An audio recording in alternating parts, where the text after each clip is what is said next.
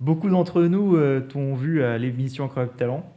Est-ce que tu peux nous décrire ce que ça t'a fait de passer à l'émission Incroyable Talent? Bah, c'est la meilleure décision que j'ai prise de ma vie. Hein. À ce point-là Après mon mariage, évidemment. C'est la meilleure décision que j'ai eue de ma carrière. Je suis très heureux de l'avoir fait. Je suis très fier aussi de mon parcours. Bah, t'es arrivé en finale quand même. Hein, Je suis arrivé en finale, ouais. Bah, je fais partie du club fermé des finalistes avec Stone, Stepson, Antonio, Stepson. Antonio, Il y avait les Twins ou pas en finale, je ne me rappelle plus. Les Twins, les gars, vous étiez en finale ou pas? Je sais plus. Les Twins, très bons les Twins. Dites-le nous en commentaire, les Twins, si vous êtes les Twins, ouais. Les Twins qui font partie des mecs, je pense qu'ils sont les meilleurs en France. Hein. Mais en tout cas, ils se bougent pour faire des trucs originaux. Ouais, moi, si on devait me... Ils sortent souvent des trucs sympas dans ce qu'ils font. Si la question c'était qui est-ce que tu trouves en France, je pense que ces gars-là font partie des meilleurs qu'on a en France. Vraiment, ça travaille bien. C'est des gros bosseurs. Moi, j'ai beaucoup d'admiration pour les bosseurs. Donc, j'ai vu leur spectacle. Big up à vous, les gars. Il est très chouette. Ouais. Leur spectacle, là, technologie et tout. Bah ouais, ils sont à la Cigale bientôt. Là, j'ai pas les dates, mais regardez. Allez voir, on mettra les dates aussi en description. Allez voir, c'est franchement, c'est le feu. Et allez voir le mien avant quand même. Ouais, mais t'es complet. Tu vois, je voulais venir à Rouen et voilà. C'est complet à Rouen. Mais il y a encore quelques. Alors, pour revenir sur Talent, c'est vrai que cette émission-là, ça m'a permis de remplir toutes mes salles. Donc, c'est vrai que sur 2026, là, je suis complet quasi partout.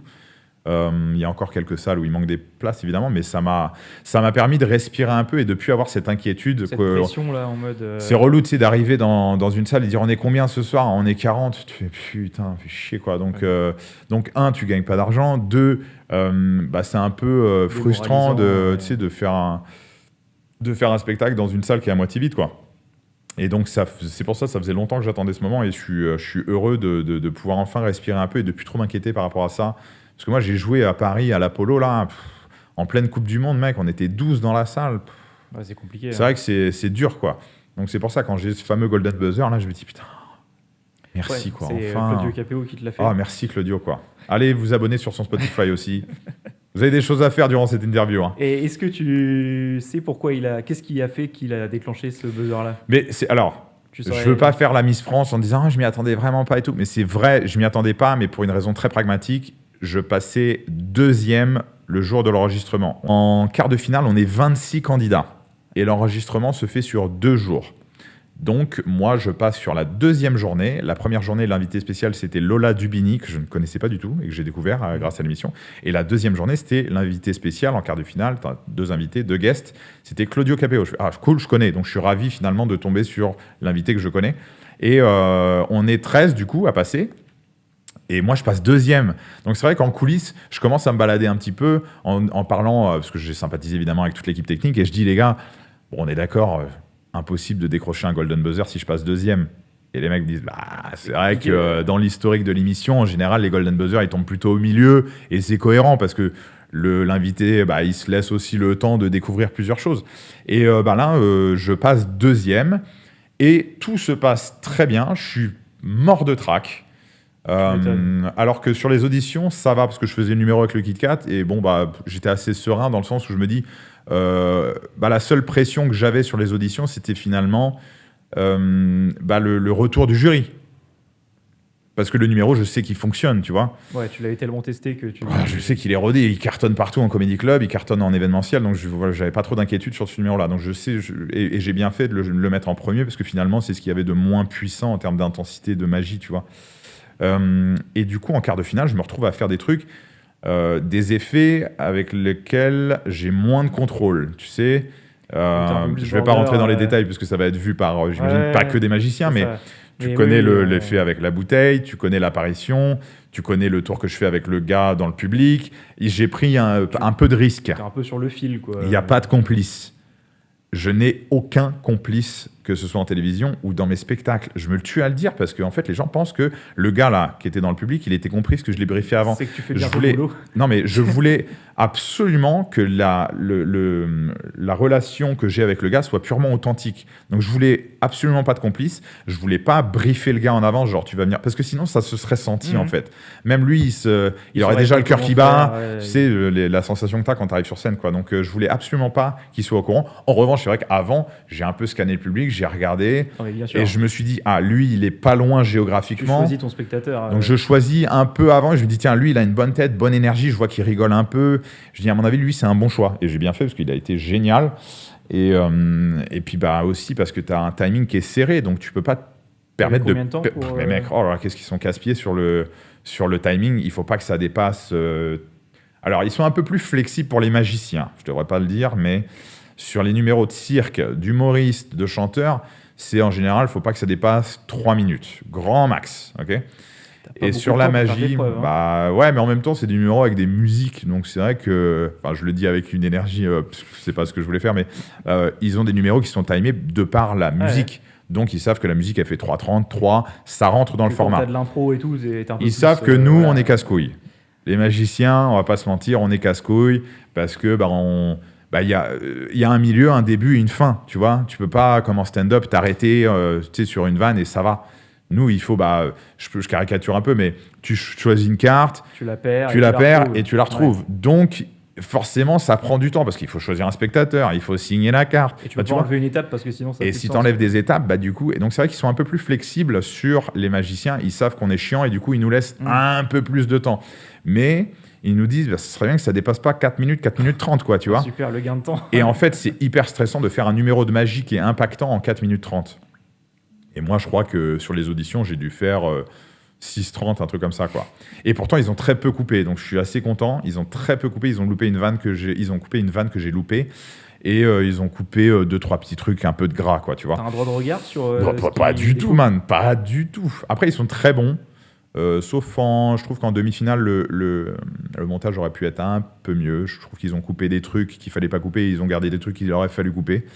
Donc, après, mais je trouve que c'est surtout en magie parce que tu as des trucs que tu peux pas forcément voir et suivant les plans qu'ils sélectionnent, parfois ça peut être un peu. Alors pour toi, ça t'a pas porté préjudice, mais tu peux vite te retrouver avec des plans un peu foireux. Bien sûr. Alors ils connaissent leur métier quand même. Ils connaissent leur métier, mais ils connaissent pas ils connaissent pas la magie, quoi. C'est pas une autre chaîne de télé. Je vais pas citer, mais j'ai fait d'autres plaçages télé qui étaient pas fous. Plus compliqué. Et du coup, c'est vrai qu'eux, ils sont bons, ils connaissent leur métier. Mais il y a quand même des loupés. Par exemple, sur les quarts de finale, je fais apparaître la bouteille. Le plan de caméra, il est tout au fond. Donc c'est vrai que quand il revient, j'ai déjà la bouteille dans la main. Et tu fais, les gars, ça aurait été bien d'avoir la caméra quand je me tourne pour qu'on voit qu'on prenne l'apparition en pleine tronche, tu vois. Et en fait, voilà, il y a des petits loupés. T'as aucun droit de regard, évidemment, parce qu'aux auditions, on est 104. T'imagines si t'as les 104 candidats qui disent, je peux regarder mon passage avant que ça soit diffusé? Bien sûr que non. Il y a un contrat à signer. Je te jure, je l'ai même pas lu. Il fait combien de pages, tu sais? Je crois que ça fait 45 pages. C'est une info qu'il faut vérifier, mais en tout cas, c'est sûr que c'est pas moins. C'est énorme. Ils font tout pour que tu le lises pas, évidemment, parce qu'en plus, il y a un langage juridique qui est imbouffable. Donc, j'ai dit, faites ce que vous voulez avec mon image, j'en ai rien à foutre. Moi, je veux faire l'émission. Peu importe finalement ce que ça va me coûter en termes de, tu vois, de droit d'image, je m'en fous. Faites ce que vous voulez avec mon image, quoi qu'il arrive. Ça veut dire quoi? Si je le signe pas, je passe pas, c'est ça? Oui, bon, donc je le signe. Tu vois? Ouais, ils font un peu ce qu'ils font. Qu'est-ce que tu veux qu'ils fassent? Tu fais ta presta une fois que tu as fait ta presta. En fait, si tu as un numéro qui cartonne, t'as pas à t'inquiéter. C'est plus dans l'autre sens. Si tu te chies, ils peuvent utiliser ton numéro peut-être pour tu vois, l'autre côté de l'autre face de la pièce, quoi. C'est-à-dire te ridiculiser un peu et te montrer que tu vois, les croix, les machins, puis ils tournent ça un peu à la dérision. Et c'est vrai qu'ils font ce qu'ils veulent, mais c'est à toi d'être bon aussi, hein. Et tu as dû adapter ton numéro du coup aux conditions. Oui, bien sûr. Alors aux auditions, ils m'ont dit on voudrait bien que tu fasses. Alors c'est pareil, tu choisis pas vraiment ce que tu veux faire, hein. En numéro. C'est eux qui choisissent ce que tu fais, hein. Donc, tu as proposé plusieurs numéros. En fait, je leur ai dit, voilà ce que j'ai. J'aimerais bien faire ça pendant les auditions parce que c'est le numéro avec lequel je me sens le plus à l'aise. Le Kit Kat, c'est drôle. Et en fait, je leur ai envoyé un passage de 12 minutes en Comedy Club et ils me l'ont renvoyé en 2 minutes 30. Ils me font, on voudrait que tu gardes que ça. Et j'ai dit, ok. Mais du coup, le truc, ça avait pas de sens du tout. Donc, tu as dû le remodifier. Du coup, j'ai dit OK. Donc, j'ai dû me séparer de certaines blagues et je dis à contre-cœur, évidemment. Et j'ai gardé, en effet les blagues qu'il voulait, mais j'ai essayé de lui redonner un petit peu de lisibilité, si tu veux. Que ce soit cohérent quand même dans l'écriture, tu vois, qui est l'introduction du jeu de cartes, l'introduction des spectateurs, le choix de la carte, le choix de l'introduction du chocolat, jusqu'au climax, tu vois. Et du coup, je leur ai renvoyé un truc qui faisait 3,30, etc. Ils ont dit, OK, c'est bon, c'est validé. Ouais. Et du coup, ça se passe comment la sélection? Parce que là, tu as dit, en gros, tu proposes 12 minutes, eux, ils te sélectionnent les 3-4 minutes qu'ils veulent, c'est ça? Ouais, exactement. C'est comme ça que tu fais ta présélection pour Incroyable Talent Bah ouais, en fait, moi, c'est vrai que pendant des années, ils m'avaient appelé un peu... et je leur avais toujours dit non, mais pas par... tu sais, genre, non. Non, parce Non, que juste j'ai non. envie de le faire, mais je sais pas quoi faire. J'ai peur. et j'ai surtout pas de spectacle à promouvoir. Enfin, j'étais pas prêt, tout simplement, quoi. C'était pas le bon moment, ouais. C'était pas le bon moment. Là, j'ai vu Mathieu Stepson qui a gagné l'édition 2024. J'étais ravi pour lui. Je dis putain, il le mérite vraiment parce que lui aussi, c'est un bosseur. Ouais. C'est un mec en or humainement et c'est un très bon technicien. C'est un super gars et je trouve qu'il mérite vraiment ce qui lui arrive. Donc j'étais heureux pour lui. Et du coup, je me suis dit, bon, bah, c'est peut-être mon année finalement. C'est peut-être à moi d'y réfléchir et pourquoi pas d'y aller, quoi. Je me sens prêt. J'ai un spectacle qui tourne. Les retours sont positifs. Pourquoi pas y aller? Et du coup, j'ai rappelé, tu sais, un peu la queue entre les jambes. Je fais, excusez-moi, vous vous rappelez, vous m'avez appelé et j'avais dit non, mais maintenant je veux bien dire oui, quoi. Et du coup, elle me dit, ah bah super, écoute, donc rendez-vous avec Fremantle, la prod, qui produit l'émission. Et on s'est vu dans un café, on a discuté. Je leur ai dit, bah voilà, j'aimerais bien faire ça, ça, ça. Moi, je fais beaucoup d'humour, de la magie. Et en fait, très vite, ils m'ont fait comprendre que l'humour, c'était bien, mais ils voulaient surtout beaucoup de magie. J'ai dit, ok, pas de souci. Parce que pour eux, j'étais catégorisé non pas comme un humoriste, mais magicien. Et c'est marrant, comme on n'arrive pas à vouloir accepter les deux, quoi. Tu sais, je fais, mais on peut pas mettre les deux et tout. Non, j'étais magicien, quoi. Bref. Et du coup, ils ont vachement apprécié le premier passage. Je me retrouve en quart de finale. Parce que si tu as 4 oui en audition, ça veut pas dire que tu passes à l'étape suivante. Pas éliminé, en tout cas. En fait, ça veut pas dire que tu passes en quart de finale, ça veut dire que tu passes à l'étape suivante. L'étape suivante, c'est ce qu'on appelle les délibérations. Et en fait, ils font du surbooking, comme dans les avions. C'est-à-dire qu'ils vendent plus de places qu'il y a de places. Ça, c'est une jolie façon de le dire. Ouais. Tu vois? Et donc, j'ai un coup de fil pendant le Festival d'Avignon en disant bah, bravo, t'es sélectionné pour les quarts de finale. Donc, je suis super heureux. Et je commence à préparer le jour même. Je dis bah, ok, on est parti. On commence à réfléchir. Je savais plus ou moins ce que je voulais faire. Ce que je veux dire, t'es pas parti de zéro quand même. Non, j'avais déjà les 4 numéros dans la ceinture à dégainer. Sauf que eux, ils valident pas les numéros que tu leur proposes. Donc, le numéro que je propose pour les quarts de finale, ils me disent c'est bien, on aime bien, mais il manque quand même de la magie. Il y a beaucoup d'humour, on aimerait bien plus de magie. Ils voulaient vraiment de la mais magie, sauf que ça fait déjà 4 minutes, putain. Et donc, je leur dis oui, mais si je rajoute des tours, ça va rallonger le truc. Il me dit bah, vas-y, rajoute quand même. Donc là, tu fais ah, ok, donc en fait, on peut faire un peu plus long, quoi. Ouais. C'est négociable. Mais en fait, c'est négociable après ou... Du moment que tu fais pas en sorte que les gens zappent, ça va. Oui, ils veulent de l'attention. Ils veulent que tu captes les gens de la même manière qu'on scrolle sur TikTok et que ça retient ton attention. Ils veulent la même chose pour les téléspectateurs. Ils veulent que ce soit, dès les 3 premières secondes, bam, il se passe un truc. En fait, tu n'as pas le temps d'installer quoi que ce soit en disant bonjour.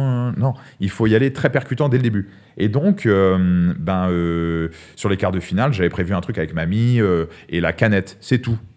Je lui dis, ça fait à peu près 3h30, on est bon.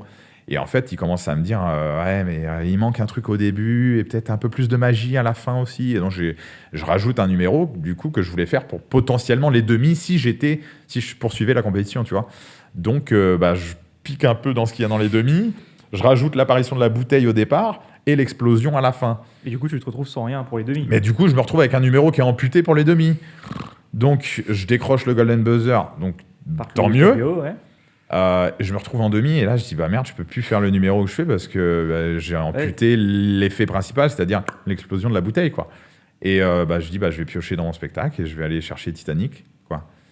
Et donc là je prends un risque énorme parce que je leur propose quelque chose de totalement différent, je leur propose quelque chose de plus narratif, quelque chose de moins stand-up finalement. Je leur propose vraiment un truc narratif en 3 minutes du coup. Et toujours en 3 minutes. J'ai fait 10 minutes le jour du tournage, donc c'est pour ça, c'est de ma faute, hein. Du coup, comme tu fais trop long, eux, ils sont obligés de charcuter ça. Et c'est vrai que du coup, ça donne un passage qui n'est pas très beau, quoi, qui est un peu où tu as du mal à suivre les étapes. Tu dis, quoi ? Attends. Donc, je suis un peu déçu du montage, mais je prends la responsabilité aussi parce que j'aurais dû faire plus court. Mais et puis, il m'arrivait que des emmerdes pendant les répétitions aussi. Pendant les répétitions, je fais apparaître le glaçon et tout le monde me dit sur le plateau, mais on voit tout, hein, parce que le papier flash, il ne réagissait pas de la même manière. Sur les plateaux télé et tout, et je fais putain, c'est des trucs auxquels t'as pas pensé forcément. Non, forcément, tu peux pas anticiper ce genre de truc. Aux répétitions, j'allume une allumette, j'allume une bougie, c'est nickel. Mais le jour du tournage, t'as la clim qui est à fond, parce que t'as 300 pélos dans le public, et du coup, j'allume la truc, et je vois que la flamme, elle fait... Et je suis putain, donc je réussis par miracle à allumer la bougie. La bougie, j'avais un gag super qui n'a pas été gardé au montage, mais tu sais, j'allume la bougie pour instaurer un truc un peu romantique avec la nana, et puis je lui dis c'est la flamme de notre désir, elle ne s'éteindra jamais. Et là, en fait, elle se met à faire.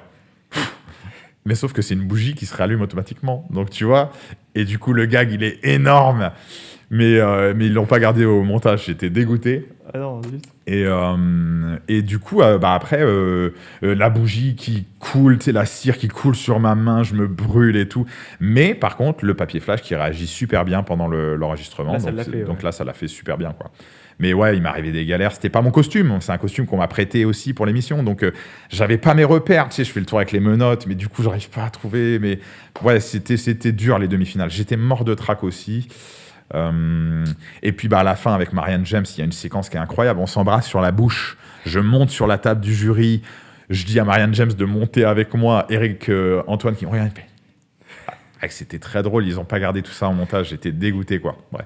C'est des bons souvenirs, du coup. Mais mec, je pense que je vais raconter dans un livre, je pense, ce truc-là. Je trouve que c'est. Tu penses le refaire, Incroyable Talent, ou pas? Non.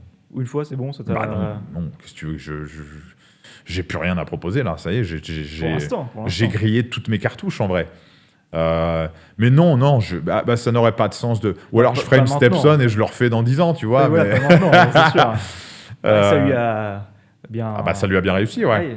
Mais je suis très content d'être arrivé en finale. Bon, j'ai foiré ma finale, on va pas se mentir, on peut en parler si tu veux rapidement. Ma finale, du coup, je me retrouve en demi-finale. J'ai 4 oui, il n'y a plus ce système-là, mais je me retrouve aux délibérations. Aux délibérations, on est donc, c'est tout en ligne là, et puis ça avance uniquement ceux qui sont sélectionnés pour la finale. Il se trouve que je suis sélectionné. Putain, il m'annonce avant-dernier, j'en pouvais plus, j'avais le cœur qui battait à 200, avec la pression 200 à l'heure, et je lui dis putain, en plus je vois l'autre magicien qui est sélectionné très rapidement, lui, qui s'appelle Eden Choi, qui est un Coréen, c'est un boucher. Et je vois qu'il est sélectionné pour la finale, je dis putain. Parce qu'en fait, après mon passage des demi, j'ai vraiment cartonné en demi-finale. Ça se ressent pas sur le. Toi, t'en étais content en tout cas. En fait, ce que je veux dire, c'est que j'ai vraiment cartonné le jour de l'enregistrement, mais je trouve que quand on regarde l'émission, ça se ressent moins. J'ai pas le même ressenti. Je fais ah ouais, quand je vois le truc, j'ai pas. Alors qu'en live, j'ai bien retourné la salle, quoi. Vraiment, c'était chouette. Et du coup. Quand je sors de scène, je dis bon, ça va, je pense que j'ai mes chances pour passer en finale, tu vois. Parce que j'ai mes 2 potes en plus qui s'appellent Nicolas Genvaz et Jérémy Péché qui m'ont aidé, je les remercie d'ailleurs, qui m'ont vraiment accompagné pendant toute la compétition et qui m'ont aidé à écrire, qui m'ont aidé un petit peu à faire le tri dans mes idées et qui étaient là ce jour-là et qui m'ont dit écoute, je pense que tu as tes chances de passer. On voit parce qu'eux, ils étaient dans le public et ils voyaient un petit peu les autres numéros. Ils disent je pense que tu as tes chances. Et c'est vrai que moi, je me dis je pense que j'ai mes chances d'aller en finale. Ça devrait bien se passer. Sauf qu'on se retrouve en délibération, ils annoncent Eden Choi, je me dis putain, ça se trouve, ils prennent qu'un seul magicien pour la finale, quoi. Et en fait, avant-dernier, Karine Le Marchand qui dit Clément Blouin, je fais oh, merci, merde, quoi. Et donc là, je me dis ouf, je suis content, donc je fais partie des 10 finalistes, sauf que, qu'est-ce que je fais? J'ai plus rien, donc je leur propose un numéro à la prod, ils disent non. Tu proposais quoi à ce moment-là? Une roulette russe avec les téléphones, là, tu sais, un truc que je fais dans mon spectacle. Et en fait, ils disent non, c'est pas assez télégénique, il n'y a pas assez de magie, on va se faire chier. Putain, ok. Et ils disent faut que tu trouves autre chose. Donc j'ai 1 mois pour trouver un numéro, ce qui est beaucoup plus de temps finalement parce qu'avant j'ai que 2 semaines et tout, donc c'est très rapide entre les enregistrements, entre les quarts de finale et les demi, c'est 2 semaines. Et encore ça va parce que c'est du stand-up globalement, c'est pas de la grande illusion ou des trucs avec du matos à fabriquer. Oui, donc ça va, ouais. Là je décide de partir dans un truc, je fais vas-y. Il me reste un numéro dans le spectacle avec la gamine, donc ça pourrait être bien de mixer 2-3 trucs avec elle. Tu vois, je me dis, tiens, je vais prendre un autre risque encore, je vais faire participer un enfant. Ils vont pas m'attendre là-dessus, tu vois. J'ai fait du stand-up, j'ai fait un truc narratif. Cette fois-ci, je vais montrer que je sais aussi gérer un enfant sur scène, tu vois. Ça se passe très bien avec la gamine, sauf que je décide de faire une grande illusion. Ça m'aura coûté bien cher, ce truc-là. Ouais. Et déjà, parce que ça m'a coûté de l'argent, et 2, parce que ça m'aura coûté ma place peut-être dans les 5 premiers, j'en sais rien, peut-être. Bon, on peut jamais savoir, mais ouais. On ne saura jamais, mais en tout cas, c'est une grosse foirade dans le sens où j'avais pris encore trop de risques avec trop d'éléments que je ne contrôlais pas. Je fais apparaître un chien, je fais apparaître un gamin qui n'est pas le mien, qui n'est pas comédien. Donc c'était dur pour lui aussi parce que c'est pas facile pour un enfant. Peut-être sur scène. Il s'est complètement. Je sais pas ce qui s'est passé parce que moi évidemment j'étais caché, mais Comment ça? en fait j'entends. Non pardon, j'avais disparu et du coup c'est vrai que j'entends les gens rigoler pendant que ils sont pas censés rigoler parce qu'en fait lui il a une phrase à dire, c'est Eric, j'ai une surprise pour toi. Sauf que j'ai l'impression qu'il freeze quoi, il panique un peu. Ouais. Et du coup, au niveau du timing, je dis mais qu'est-ce qui se passe? Pourquoi? Moi, j'entends pas le mot-clé qui fait que je dois faire une certaine action. Et du coup, en fait, c'était catastrophique parce que il a un peu... Ouais, il a paniqué. Il a paniqué et du coup, ouais, c'était long. En fait, tout le monde s'est dit mais qu'est-ce qui se passe? Tu sais, il y a eu un moment genre... Allô? Qu'est-ce qui se passe? C'est normal ça Et du coup, moi, je voyais pas, donc j'étais là en train de transpirer. Je dis putain, qu'est-ce qui se passe? Et puis on n'imagine pas les galères des musiciens quand même. Mec, alors bon courage à ceux qui veulent le faire parce que c'est vraiment beaucoup de contraintes, c'est beaucoup de stress, c'est beaucoup de trac, c'est beaucoup d'emmerdes. Tu parles de quoi? D'Incroyable Talent? Incroyable Talent de manière générale. Mais c'est aussi beaucoup de bonheur, tu vois. Et de déboucher, je pense. Et de déboucher derrière, mec. C'est incroyable ce qui se passe aujourd'hui. Qu'est-ce qui t'est arrivé après en débouché? Déjà, en termes de confiance en moi, je trouve que j'ai gapé un peu. Parce que tu sais, tu te dis, ça a débloqué un niveau, tu sais, comme dans un jeu vidéo.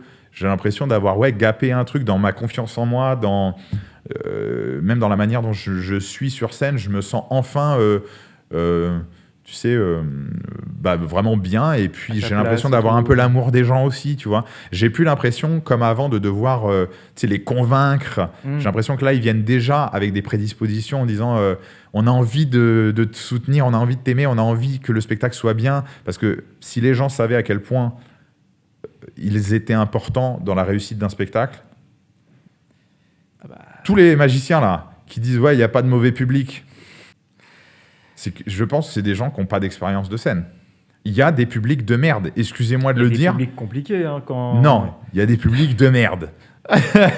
J'essaie d'arrondir les angles. Non, mais mec, il y a des publics éclatés. De la même manière qu'il y a des publics incroyables. Pourquoi il y aurait des publics incroyables et il n'y aurait pas l'inverse? Bien sûr, il y a des publics qui sont à chier. Il y a des publics, je sais pas, il y a une espèce d'énergie, les planètes sont pas alignées, il y a un truc qui fait que les gens ont pas envie.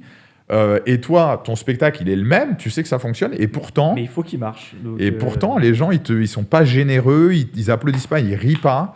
Et du coup, ça, c'est vrai que c'est hyper frustrant à vivre quand tu es sur scène. Et là, depuis que j'ai la télé, j'ai l'impression qu'il y a moins de public de merde. J'ai l'impression, tu sais, que ça... Est-ce que c'est pas parce que t'as plus à faire... Mais c'est comme Gad Elmaleh, regarde. Les gens, ils vont voir Gad Elmaleh, ils rigolent déjà. Ouais, voilà. T'as plus besoin de montrer que... Alors, je me compare pas, attention. Non, je vois déjà les... Mais c'est juste dans la philosophie, t'as compris. Il y a un truc... Je te dis, voilà, l'analogie pour moi, c'est que j'ai l'impression d'avoir débloqué un niveau. Et du coup, c'est vrai que les gens, ils arrivent, ils payent leur place parce qu'ils ont envie de te voir. Donc, du coup, ils ont envie d'être généreux, ils ont envie de te montrer. C'est plus comme avant où ils achetaient une place, genre, oh bien, on n'a rien à faire ce soir, on va voir c'est qui lui. Ouais. Tu vois, et là t'as besoin de prouver. Exactement. T'as besoin de prouver. T'as besoin de prouver. Drôle, et tout. Exactement. Et en plus, en humour, ça doit être particulièrement dur parce qu'en gros, le contrat, c'est venez, on va rire. Donc les gars, ils arrivent, ils se pointent sur leur siège et... Vas-y, fais-moi rire. Voilà, c'est ça. Tu vois, magie, tu peux impressionner, tu fais apparaître un truc. T'as l'effet qui se suffit en lui-même. Que l'humour, c'est plus compliqué, quoi. Ils t'attendent au tournant. Alors, l'effet se suffit en lui-même à condition de choisir le bon effet aussi. Hein. Il faut bien le mettre en scène, faut bien... Si tu fais apparaître un truc comme ça, ça n'a pas de sens. Mais l'humour, c'est dur. Hein. Oh là là, c'est très dur quand t'as un public qui n'a pas envie. Et pourtant, ils font la gueule pendant 1h15 et à la fin, ils te disent « Putain, on s'est régalé. » Ah ouais? Ça, c'est pas vu. Ah ouais, mais les gars, faites en sorte de mieux communiquer entre vos émotions et votre visage, parce que putain, nous, on reçoit rien, quoi, tu vois. Et t'as eu des retours, justement, après ton émission? Est-ce qu'il y en a, je sais pas, des magiciens ou pas, d'ailleurs, ou même du public, qui t'ont dit ouais, super, tel numéro... Mais mec, j'ai eu... Je veux pas faire le mec qui exagère. Très honnêtement, j'ai eu des milliers de messages. Et j'ai répondu à tout le monde. Trop bien. J'ai répondu vraiment à tout le monde. Ça m'a pris des jours... Mais j'ai vraiment répondu à tout le monde. Mec, si tu regardes mon temps d'écran sur la semaine du 16 décembre, ça doit être hallucinant, je pense. Je pense que j'ai même pété un record. Je pense qu'il y a même plus d'heures de temps d'écran qu'il y a d'heures dans une journée. On en est là. C'était fou. C'était fou. C'était à ce point-là. De la part de collègues, j'ai eu J'ai eu des messages de magiciens qui m'ont soutenu, qui m'ont accompagné, d'autres qui m'ont pas soutenu, je dirais pas de nom. Mais le message est lancé. Il y en a eu en tout cas. Oui. Il y en a eu. Bon. Et ouais, et puis l'amour du public, forcément. Des gens qui m'ont dit, mais bravo, putain, pour ton... Alors j'ai eu beaucoup surtout de messages pour mes quarts de finale, on va pas se mentir. C'est vraiment ce passage-là qui a été décisif et qui a marqué tout le monde avec l'Audio KPO. Les demi-finales, ça n'a pas généré autant d'émotions, d'émoi, de commentaires. La finale, ça a généré beaucoup de commentaires négatifs et haineux que j'ai pas regardé du coup. J'ai vraiment choisi de pas regarder. Parce que déjà, quand j'ai vu ce que j'ai mangé sur les quarts de finale, alors que j'avais vraiment l'impression d'avoir... Enfin, alors que j'ai objectivement vraiment cartonné le passage, tu vois. Là, comme j'ai foiré mon passage en finale, j'ai décidé de pas regarder parce que sinon je vais me flinguer, quoi. Les commentaires haineux, faut pas les prendre j'ai pris cher, au premier degré, quoi. J'ai pris très cher. Déjà, sur les quarts de finale, j'ai pris cher. Sur les demi, j'ai pris encore plus cher. Et je me suis dit, non, je vais pas regarder sur la finale. C'était vraiment de la violence, mais enfin vraiment, mais c'est même pas, c'est vraiment des trucs. Enfin, du coup, sur la finale, je sais pas parce que j'ai pas regardé, mais déjà sur les finales, je me prenais des trucs. Je me suis dit, mais c'est waouh! Ouais. C'est dur de dire ça quand même, parce qu'en général, c'est souvent un espèce de gros porc comme, tu sais, sur son canapé avec son pot d'agendas là qui fait. Et toi, tu fais, mais gros, regarde-toi un petit peu quoi. T'as fait quoi toi? Bref, heureusement qu'on arrive à la fin de l'interview parce que je commence à dire de la merde. Je commence à vider mon sac un peu, tu sais. Le mec qui commence à péter les plombs. Ouais, c'est pas grave, on regardera ça, t'inquiète pas. Mais t'as quand même eu un soutien de la communauté magique, non? Oui, parce que il y a tout le monde qui s'est mobilisé, comme Mathieu Stepson d'ailleurs. Mais ouais, mais même il m'a fait un petit message personnalisé et tout. Franchement, mec, ça a été un amour. Mais après, c'est aussi à l'image de la relation qu'on a lui et moi. On est très potes.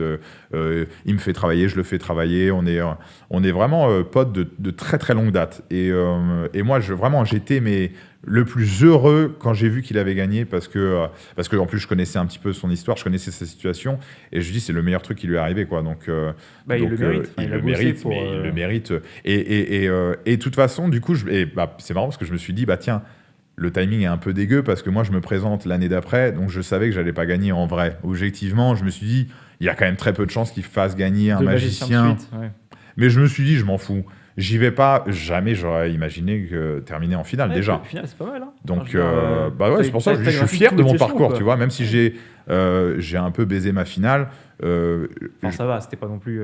Non, mais si objectivement. À t'entendre, on dirait que. Objectivement, c'était un peu cata. Mais même les non-magiciens me l'ont dit. Donc, même des gens me disent ça, on vous a pas reconnu. On s'est dit, qu'est-ce qui s'est passé?